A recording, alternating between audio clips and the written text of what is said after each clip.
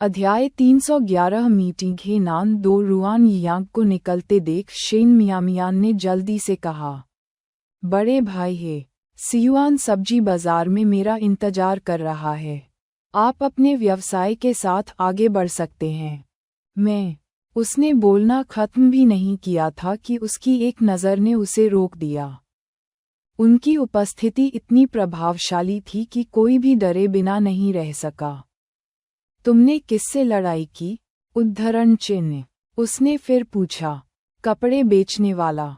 Shane मियामियान को पता था कि हे नान ने फिर से पूछा क्योंकि वह स्पष्ट रूप से उसके पिछले बहाने पर विश्वास नहीं करता था।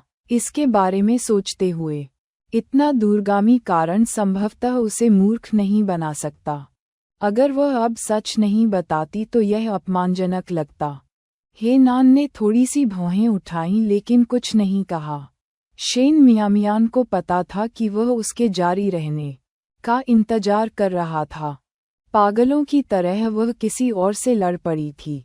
उस समय यह उत्साहजनक और राहत देने वाला महसूस हुआ था, लेकिन अब हे नान का सामना करते हुए उसे शर्मिंदगी के अलावा कुछ भी महसूस नहीं हुआ। लेकिन एक अच्छे व्यवहार वाली छात्रा की तरह उसने कर्तव्यनिष्ठा से सच बताया। सियुआन और मैं कपड़े खरीदने गए थे। किसी ने हम पर कपड़े चुराने का झूठा आरोप लगाया। फिर हमने बहस की और बाद में जब मैं बाथरूम में गया तो मैं फिर से उसके पास गया। उसने मुझे रोक दिया और मुझे जाने नहीं दिया, इसलिए हमने लड़ना शुरू कर दिया। अपना स्पष्टीकरण समाप्त करने के बाद उसने अपना सिर झुका लिया और चुप हो गई। हालांकि उसने केवल घटनाओं का संक्षेप में वर्णन किया था और विस्तार से नहीं बताया था। हे नान ने पहले ही स्थिति के कारण और प्रभाव का अनुमान लगा लिया था। सबसे अधिक संभावना है किसी ने उसके सादे पहनावे से उसका मूल्यांकन किया था, ये सोचकर कि वह नए कपड़े नहीं खरीद सकती, जिसके कारण बाद में संघर्ष हुआ। उसकी नज़र उसकी बांह पर पड़ी। हालांकि उसके कपड़े पुराने थे और सुधरने के लक्षण दिख रहे थे, फिर भी वे साफ थे। लगभग अप्रैल बीत चुका था, लेकिन सुबह और शाम अभी भी थोड़ी ठंडी थीं। उसकी पतली, गोरी कलाइयाँ खुली हुई थीं, जो स्पष्ट रूप से ठंड से अच्छी तरह से सुरक्षित नहीं थीं। उसने अपनी भौहें हल्की सी सिकोड़ीं। क्या तुमने कपड़े खरीदे? उद्धरण चिन्ह। उद्धरण चिन्ह। अपनी कहानी के बाद अपने पहले प्रश्न की यह उम्मीद न करते हुए शेन मियामियान थोड़ा खोई हुई थी, लेकिन उसने विनम्रता से सिर हिलाया। हाँ, मैंने किया था। हे नान ने उदासीनता से जवाब दिया। दूर जाने से पहले उसकी आंखें थोड़ी देर के लिए उसके पैरों पर पड़ीं। शेन मियामियान ने सोचा कि वह रुआन यांग की तलाश करेगा और उसने राहत की सांस ली। जैसे ही अलविदा शब्द उसके होठों से निकलने ही वाला था, वह अचानक पलटा और बोला, फॉलो करें। शेन मियामियान। उद्धरण चिन्ह उद्धरण चिन्ह। हालांकि उसे पता नहीं था कि हे नान क्या योजना बना रहा था। वह आज्ञाकारी रूप से उसके पीछे चली गई। वह नान शेन मियामियान को वस्त्र जिले में वापस ले गया। इस बार शेन मियामियान बिल्कुल भी घबराया नहीं था। हे नान की उपस्थिति ने उसे सुरक्षा की एक अकथनीय भावना दी। वह इत्मीनान से चलते हुए कुछ खोजता हुआ प्रतीत हुआ। ज्यादा देर नहीं हुई जब वे वांग इरफेग के स्टॉल पर आए, जो अब सुनसान था। सारा सामान पैक हो चुका था। ये देखकर शेन मियामियान की पलकें झपक गईं। क्या वांग इरफेग को पुलिस ले गई थी? जैसे कि उसने उसकी छोटी सी अभिव्यक्ति के माध्यम से ठीक से देख लिया हो। यह वाला? उद्धरण चिन्ह। हाँ, शेन मियामियान ने सिर हिलाया। हे नान ने अपनी भौहें उठाईं और कुछ सेकंड के लिए पैक किए गए सामान को देखा।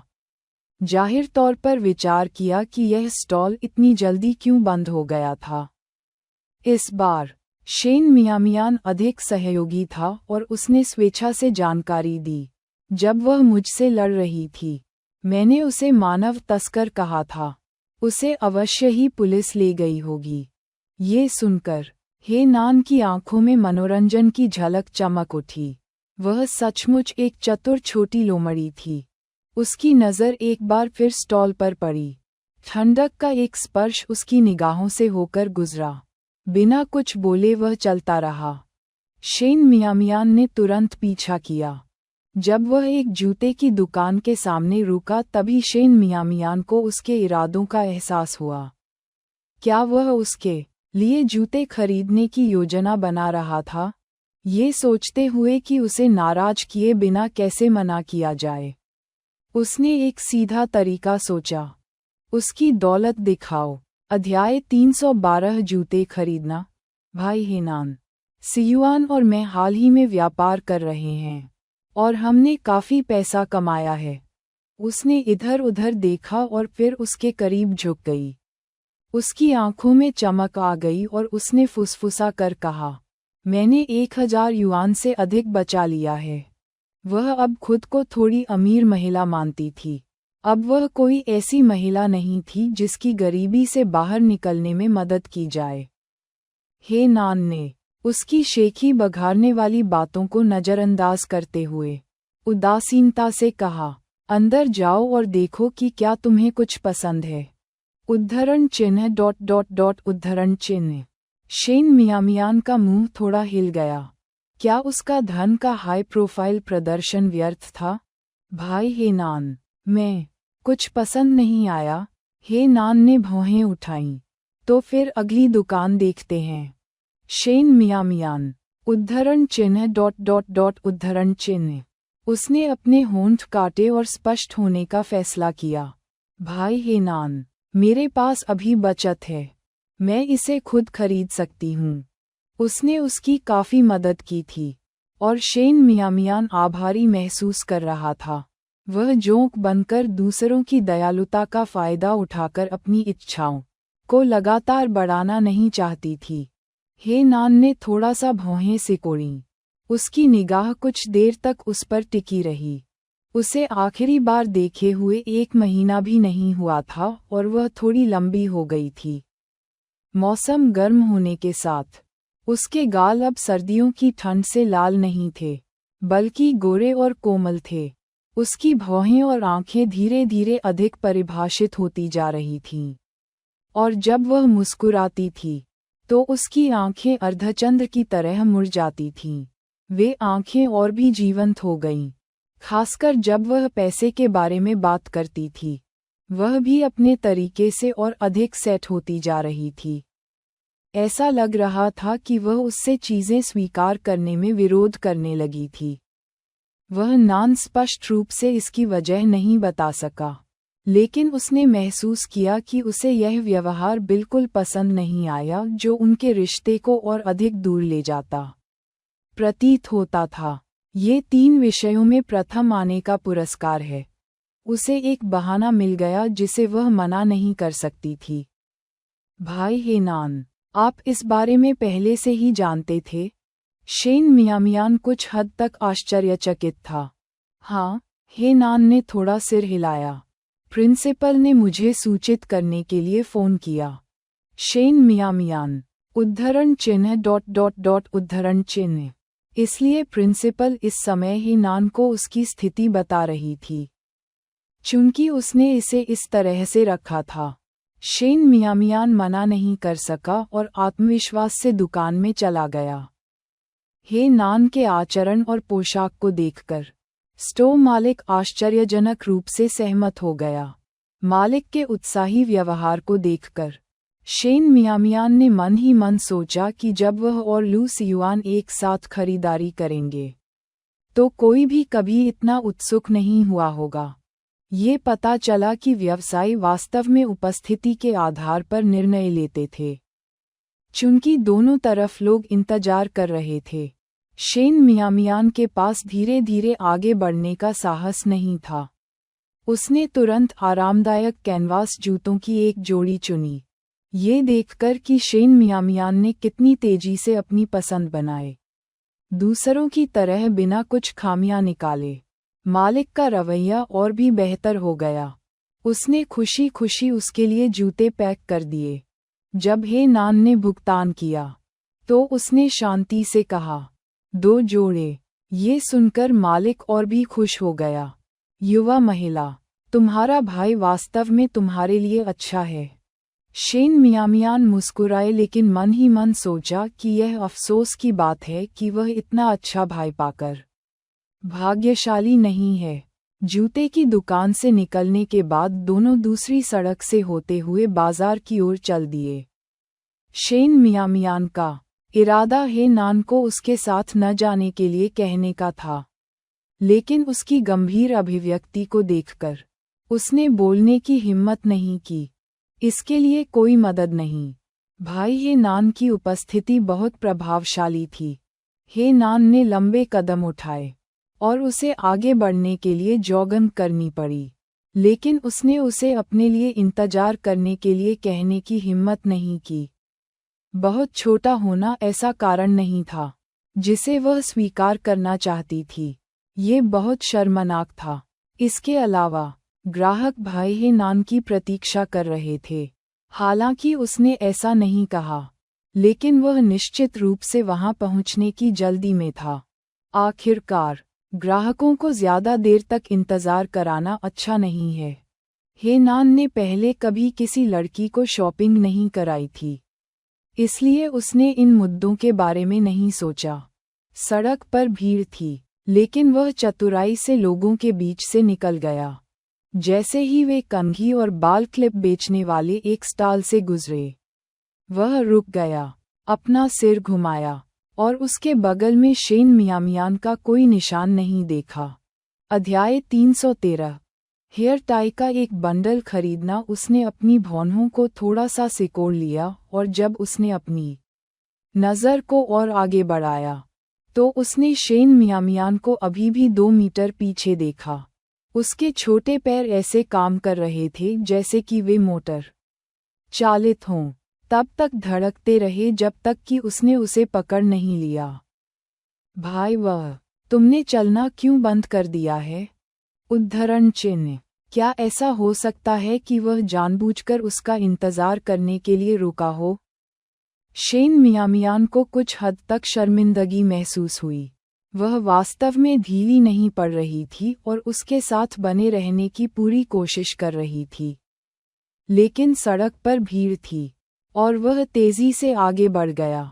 हर बार जब वह अपनी सांस लेने के लिए रुकती थी तो वह खुद को उससे बहुत पीछे पाती थी। दौड़ने के कारण उसका छोटा सा चेहरा गुलाबी हो गया था और उसकी लंबी पलकें छोटे पंखे की तरह लहरा रही थीं, जिससे वह विशेष रूप से मनमोहक लग रही थी। उसके दौड़ने के कारण उसके बाल अब पहले की तरह कड़े नहीं खड़े थे। उसकी आंखों की गहराई में एक कोमलता झलक रही थी, एक ऐसी कोमलता जिस पर उसने खुद भी ध्यान नहीं दिया था। यहाँ बिक्री के लिए हेयर टाई उपलब्ध हैं। उसके द्वारा याद दिलाए जाने पर शेन मियामियान को तभी अपनी वर्तमान उपस्थिति याद आई। वांग इरफेक के साथ लड़ाई के दौरान उनके बालों का बंधन टूट गया था। हालांकि उसने दर्पण में नहीं देखा था, वह जानती थी कि उसके बाल पक्षी के घोंसले की तरह बिखरे हुए होंगे।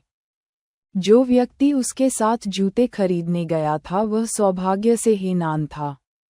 जब दुकानदार ने उन्हें भाई बहन समझ लिया तो उसने कोई प्रतिवाद नहीं किया।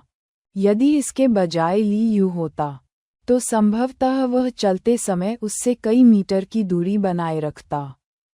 जैसे ही यह विचार उसके मन में आया, उसे उसके पीछे जॉगन का दृश्य याद आया और वह हंसने से खुद को नहीं रोक सकी। उसकी नज़र मिलते ही शेन मियामियान के गाल शर्मिंदगी से हल्के से लाल हो गए। वह तुरंत हेयर टाई चुनने के लिए विक्रेता के पास भागी। विक्रेता शेन मियामियान के उन्मत्त व्यवहार को देखकर आश्चर्यचकित हुआ कि क्या लड़की के पास भुगतान करने के लिए पैसे हैं। लेकिन फिर हे नान को अपने पीछे आते देखकर उसने तुरंत एक अपेक्षाकृत सुंदर और अधिक महंगा हेयर टाई उठाया और उसे शेन मियामियान को सौंप दिया। युवा महिला, इसे खरीदो, ये सुंदर है और तुम जैसी युवा लड़की के लिए उपयुक्त है। शेन मियामियान ने एक बड़े लाल फूल वाले हेयर टाई पर नज़र डाली और उसे अपने मुंह के कोने में हल्की सी हलचल महसूस हुई। यदि उसकी मानसिकता सचमुच 16 साल की लड़की की होती तो शायद उसे ये पसंद आता, लेकिन अपने दोनों जीवनकालों को जोड़ने पर वह लगभग 60 वर्ष की थी और वास्तव में इसकी सराहना नहीं कर सकती थी। उसने विक्रेता के चयन को स्कैन किया और स्ट्रॉबेरी आकर्षण के साथ एक काला इलास्टिक बैंड चुना। विक्रेता, मुझे ये चाहिए। ये सिर्फ 10 सेंट का है। शेन मियामियान को इतनी सस्ती वस्तु चुनते देख विक्रेता थोड़ा निराश हुआ। युवा होने का वास्तविक अर्थ युवा होना है। अन्य लड़कियां जो पुरुषों को खरीदारी के लिए लाती थीं वे वही चीज़ खरीदती थीं जो अच्छी लगती थी या महंगी होती थी, लेकिन ये बस 10% की वस्तु। इस आदमी के पास जाहिर तौर पर पैसा था। ये लड़की इतनी मूर्ख क्यों थी? युवा महिला, दोबारा देखो कि क्या तुम्हें कुछ और पसंद है। विक्रेता ने जोर देकर शेन मियामियान को संकेत दिया। मेरे पास यहाँ हेयर क्लिप, हेडबैंड और स्कार्फ भी हैं। उसने कई ऐसी चीजें सामने लाईं जिनके बारे में उसे लगा कि वे शेन मियामियान को लुभाने के लिए काफी सुंदर थीं। मुझे बस ये चाहिए, शेन मियामियान ने बिना किसी हलचल के कहा, और अपने बालों को इकट्ठा किया और उन्हें बांध लिया। तभी विक्रेता ने शेन मियामियान का चेहरा स्पष्ट रूप से देखा। पहले उसके बाल पागलों की तरह बिखरे हुए थे। उसकी सुंदरता निखर कर सामने नहीं आती थी, अब लापरवाही से पीछे बंधी हुई। उसका पूरा चेहरा उजागर हो गया और विक्रेता को एहसास हुआ कि लड़की चीनी मिट्टी की गुड़िया की तरह कितनी शानदार थी। इसमें कोई आश्चर्य नहीं कि वह आदमी, जो इतना सक्षम लग रहा था, उसके साथ खरीदारी करने को तैयार था। हे नान के जूतों को देखकर, जो स्पष्ट रूप से लड़कियों के लिए थे, ऐसा लग रहा था कि उसका इरादा शेन मियामियान की पूरी पोशाक को सिर से पैर तक बदलने का था। विक्रेता को ईर्ष्या और थोड़ी खटास दोनों महसूस हुई। इतने अच्छे रूप और धन के साथ वह अपनी युवावस्था में ऐसे किसी व्यक्ति से क्यों नहीं मिली? फिर अपने स्वयं के प्रतिबिंब को देखते हुए वह अचानक उदास हो गई। यहाँ तक कि 10 साल छोटी होने से भी उसके रूप रंग में कोई मदद नहीं मिलती। अध्याय 314 गलतफहमी ने इतना बड़ा अवसर बर्बाद कर दिया और माल नहीं बिका। महिला बॉस को थोड़ा उदास महसूस हुआ। उसकी मुस्कान थोड़ी फीकी पड़ गई। हालांकि शेन मियामियान ने बहुत अधिक परवाह नहीं की, क्योंकि कोई भी व्यवसायी अधिक बेचना चाहेगा, वह समझ गई। लेकिन उसने केवल वही खरीदा जिसकी उसे आवश्यकता थी। इसके अलावा वह अपने साथ पैसे भी नहीं रखती थी। हालांकि वस्तुएं महंगी नहीं थीं, फिर भी वह केवल थोड़े से लाभ के लिए वस्तुओं का ढेर जमा नहीं करना चाहती थी। ये देखकर कि शेन मियामियान को केवल बाल बांधना था और उसका और अधिक बांधने का कोई इरादा नहीं था, हे नान ने पूछा, और कुछ नहीं चाहिए? उद्धरण चिन्ह। कोई ज़रूरत नहीं है। मियामियान ने अपना सिर हिलाया। एक ही काफ़ी है। 10 सेंट। बॉस के चेहरे पर मुस्कान पूरी तरह से फीकी पड़ गई क्योंकि उसने चुपचाप मुंह बना लिया। अधिक चीजें खरीदने का इतना अच्छा मौका नहीं उठाया। बाद में पछताना पड़ेगा। मुझे 10 दे दो। हे नान ने महिला बॉस को एक युआन सौंपा, जिसकी आंखें चमक उठीं। उसकी पहले की कठोर अभिव्यक्ति तुरंत फिर से मुस्कुराहट से भर गई। हालांकि 10 कोई बड़ी संख्या नहीं थी, फिर भी यह 1 से 10 गुना बेहतर थी। बहुत से लोगों ने एक बार में 10 हेयर टाई नहीं खरीदी। वह बड़ा भाई, मियामियान ने पलकें झपकाईं। क्या 10 कुछ ज्यादा नहीं थे? इन हेयर टाई की गुणवत्ता अच्छी थी। एक लंबे समय तक चल सकता है, और 10 का उपयोग पूरे वर्ष के लिए किया जा सकता है। लड़ाई में बैकअप के लिए हेनान ने एक मुस्कुराहट के साथ कहा जो काफी मुस्कुराहट नहीं थी। उद्धरण चिन्ह उद्धरण चिन्ह। मियां को थोड़ी शर्मिंदगी महसूस हुई। बिग ब्रदर ने कब से इस तरह चिढ़ाना सीख लिया?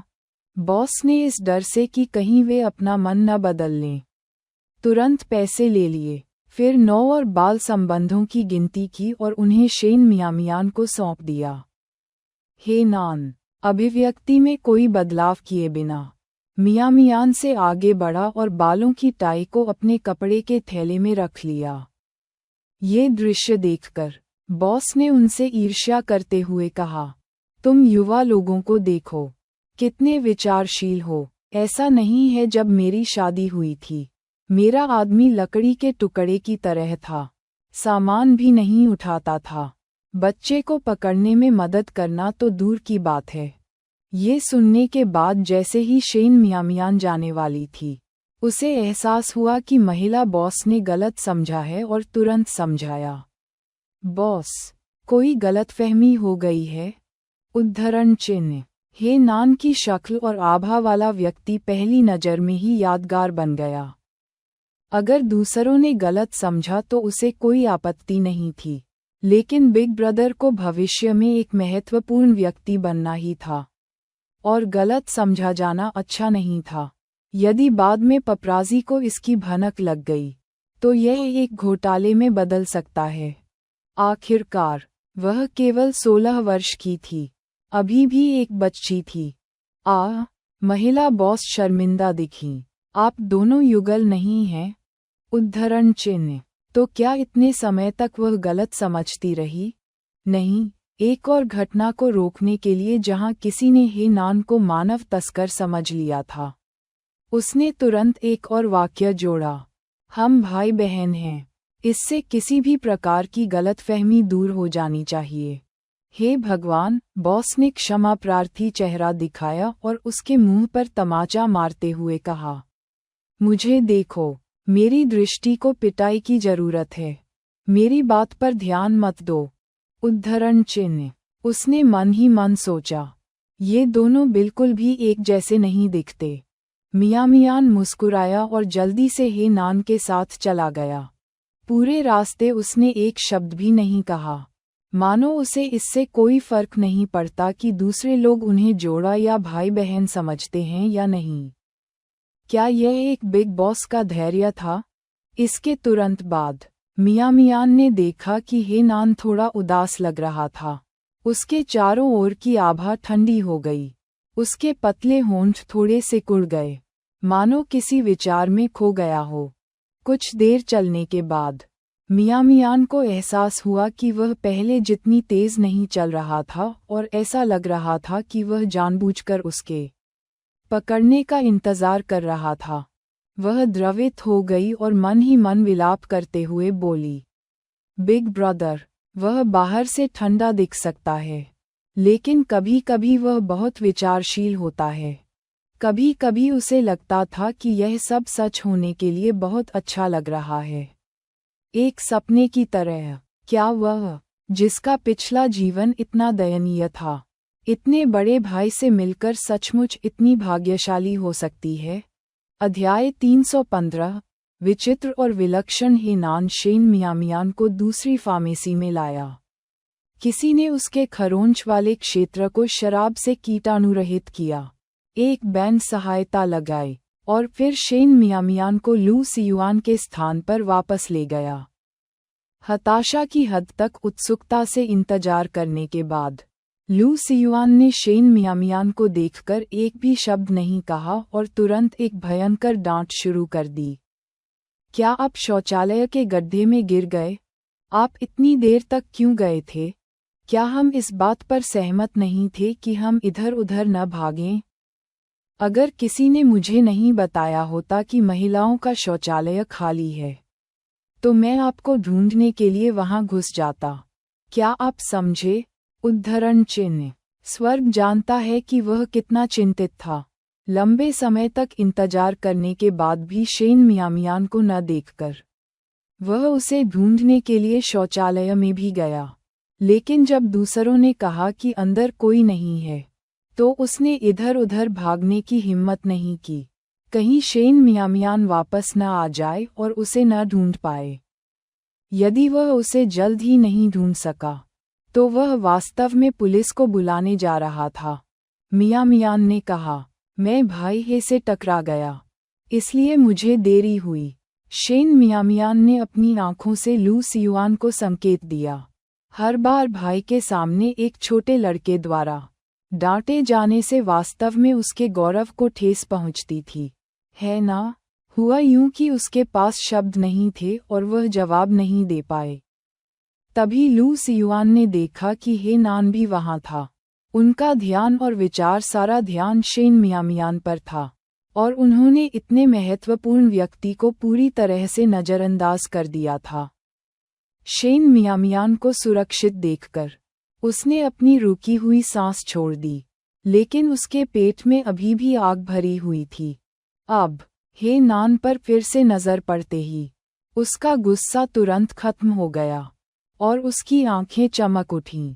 भाई हे, उद्धरण चिन्ह। जिस तरह से उसने हे नान को देखा वह उसी तरह की प्रशंसा से भर गया जैसा किसी मूर्ति के लिए होता है।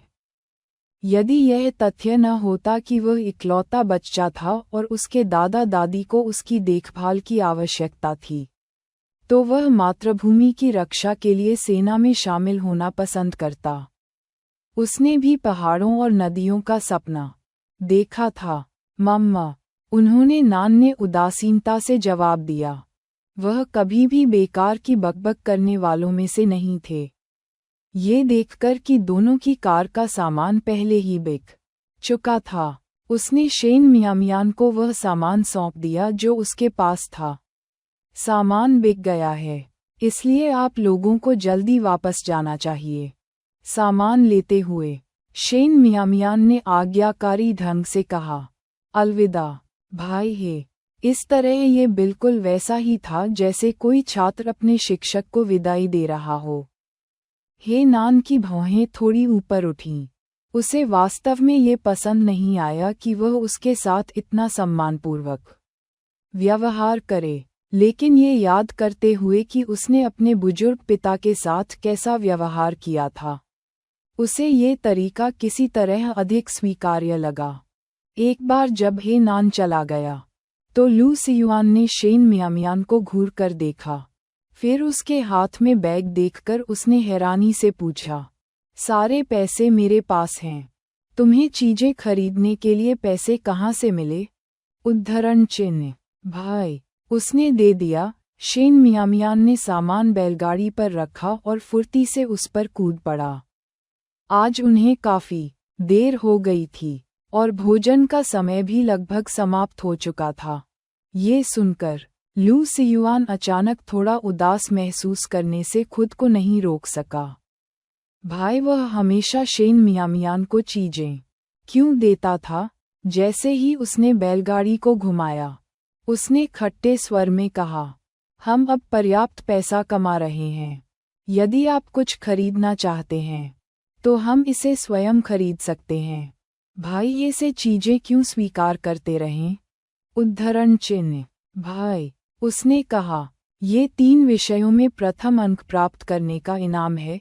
शेन मियामियान ने असहायता से उत्तर दिया। वह छोटे मोटे फायदों का लालच करने वालों में से नहीं थी। सियुआन ने अपने होंठ सिकोड़कर मजाकिया लहजे में कहा, 3 विषयों में प्रथम स्थान प्राप्त करने में इतनी अच्छी बात क्या है कि हर जगह इसका बखान किया जाए। वह प्राथमिक विद्यालय में प्रथम स्थान पर रहता था, लेकिन कभी भी हर जगह इसका बखान नहीं करता था। उसके शब्दों के खराब स्वर को भांपते हुए शेन मियामियान ने उस पर ठंडी नजर डाली। व्यंग्य करना बंद करो। ये देखकर कि वह अभी भी क्रोधित लग रहा है, उसने उसे याद दिलाया, अगली बार भाई हे के सामने तुम्हें मुझ पर चिल्लाने की अनुमति नहीं है। क्या मेरी कोई गरिमा नहीं है? उद्धरण चिन्ह। वह पहले से ही एक बूढ़ी चाची थी जिस पर एक छोटा बच्चा लगातार चिल्लाता रहता था। वह किस तरह की स्थिति थी? वह अपना चेहरा कहाँ रख सकती थी?